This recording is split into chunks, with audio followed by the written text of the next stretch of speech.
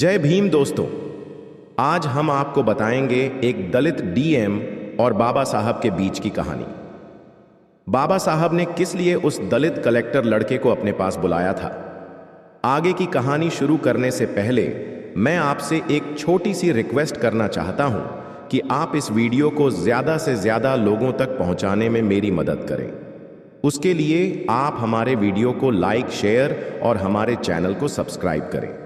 अगर आप सच्चे अंबेडकरवादी हैं, बाबा साहब के विचारों को मानते हैं, बाबा साहब के बताए हुए रास्ते पर चलते हैं, तो वीडियो को अंत तक जरूर देखें। तो चलिए कहानी को शुरू करते हैं। एक गांव में एक लड़का रहता था। वह बहुत ही पढ़ने में तेज था। वह पढ़ाई में बहुत मेहनत करता था और पढ़ाई करता रहा। एक दिन ऐसा समय आया कि वह दलित समाज का लड़का डीएम बन गया। तो सारे गांव, मोहल्ले, शहर, सभी जगहों पर चर्चा होने लगी। धीरे धीरे यह चर्चा बाबा साहब अंबेडकर तक पहुंच गई और बाबा साहब ने जब यह सुना कि एक दलित समाज का लड़का कलेक्टर बन गया है, यह सुनकर उनको बहुत खुशी हुई। यह बात उस समय की है जब बाबा साहब कानून मंत्री के पद पर थे और उस समय वह दलित समाज का लड़का पहला कलेक्टर था। एक दिन बाबा साहब ने उस लड़के को मिलने के लिए बुलवाया। जब दलित लड़के ने यह सुना कि बाबा साहब ने मुझे अपने पास मिलने के लिए बुलाया है, तो वह सोचने लगा, शायद मुझसे कोई ज़रूरत होगी, शायद बाबा साहब मुझसे पैसों के बारे में कहना चाहते होंगे। वह दलित एसडीएम अपने मन ही मन में सोचता हुआ बाबा साहब के पास पहुंच गया।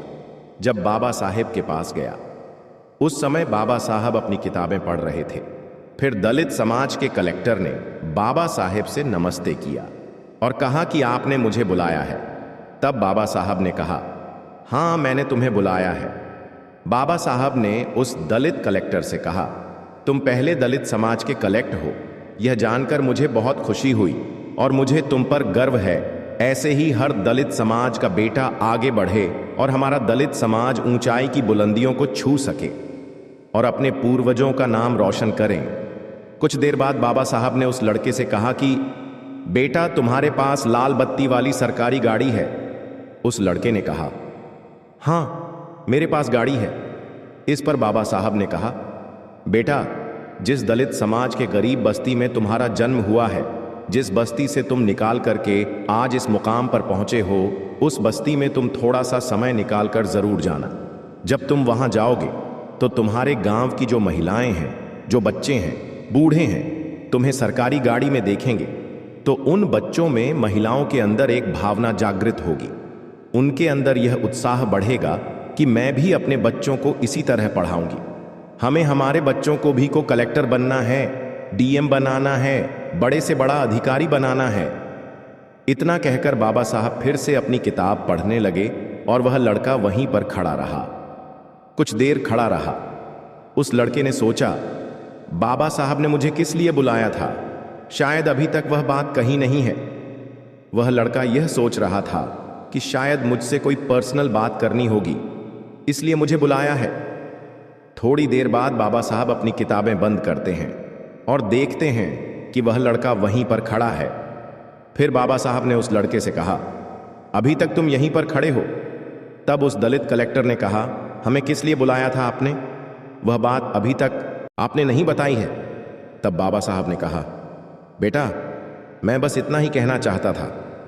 बेटा, उस गरीब बस्ती में तुम जरूर जाना ताकि तुम्हें देखकर सभी महिला और पुरुष अपने बच्चों को जरूर पढ़ाएं और अपने बच्चों को अच्छी से अच्छी शिक्षा दिलवाएं ताकि हर वह गरीब और हमारा दलित समाज आगे बढ़े। बस इतना ही कहना चाहता था। इतना सुनकर वह दलित समाज का कलेक्टर अपने मन ही मन में अपने उन विचारों पर शर्मिंदा हुआ और उसने मन में कहा, ये मैं क्या सोच रहा था? मैं बाबा साहब के प्रति इस तरह की सोच मेरी गलत थी। ऐसे महान महामानव को मेरा कोटि कोटि प्रणाम। इतना कहकर वह दलित समाज का कलेक्टर वहां से चला जाता है और वह बाबा साहब की कही हुई बातों को ध्यान में रखते हुए हर हफ्ते समय निकालकर उस बस्ती में जरूर जाता। तो ऐसे थे हमारे बाबा साहब, दूसरों के प्रति भलाई करने वाले ऐसे महान नायक को मेरा शत शत प्रणाम। आप बाबा साहब के प्रति क्या सोच रखते हैं? अगर आप भी बाबा साहब को मानते हैं तो कमेंट में जय भीम जरूर लिखें।